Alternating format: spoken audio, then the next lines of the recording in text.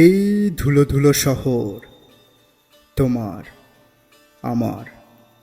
আসতে পারো, চলে যেতে পারো, এই পৃথিবীর বিষণ্ণ ধুলোয় মিশে যেতে পারো। মেঘদলের এই অসাধারণ রিলিক্সটা সত্যি অসাধারণ। হাই, আমি জিম। কথা বলছি রমনা রমনা পার্ক নিয়ে। ঢাকার হৃদয়ে যেখানে সারাদিন গাড়ির হর্ন, মানুষের ভিড় আর কংক্রিটের জঙ্গলের নিষ্পেষণে প্রাণ যেন অষ্টাগত হয়ে ওঠে। কর্মব্যস্ততার মাঝে এক টুকরো প্রশান্তি হলো এই রমনা পার্ক। আর সেখানেই লুকিয়ে আছে এক সবুজ স্বর্গ। সকালের কোমল রোদ্দুরে যখন পার্কের গাছের পাতাগুলো সোনালি হয়ে ওঠে, তখন মনে হয় শহরটা যেন এক নিমেষে নিজের সব ক্লান্তি ঝেড়ে ফেলে নতুন করে শ্বাস নিচ্ছে। আমি আমার ক্যামেরা হাতে লোহার গেট পেরিয়ে ঢুকে পড়লাম এই প্রকৃতির রাজ্যে। পাখির ডাক, পাতার মর্মর শব্দ, হাঁটার পথে শিশুদের হাসি, সব মিলিয়ে এক মায়াবী জগৎ।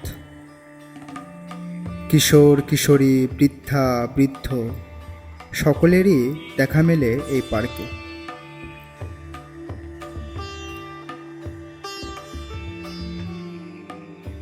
ব্রিটিশ রানী এলিজাবেথও আসতে ভুলেননি এই রমনা পার্কে।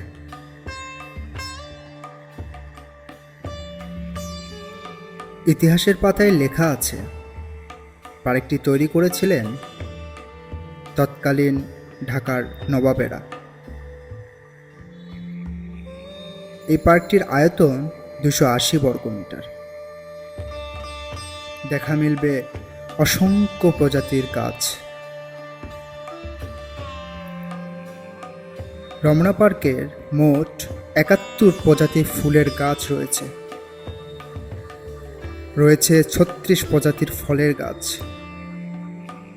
33 প্রজাতির ঔষধি গাছ, 41 প্রজাতির বনজ উদ্ভিদ, আর কিছু গাছ রয়েছে যা পৃথিবীতে একেবারে বিরল।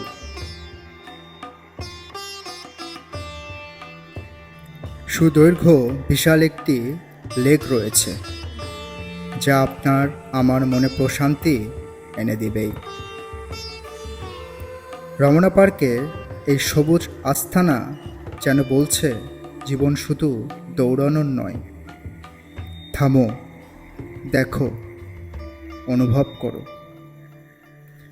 প্রকৃতির এই নীরব বাক্য আমাদের মনে করিয়ে দেয়, ঢাকার মতো নিষ্ঠুর শহরেও শান্তি আছে, সবুজ আছে, আশা আছে, যেখানে একটু থামলে বোঝা যায় জীবন আসলে কতটা সুন্দর।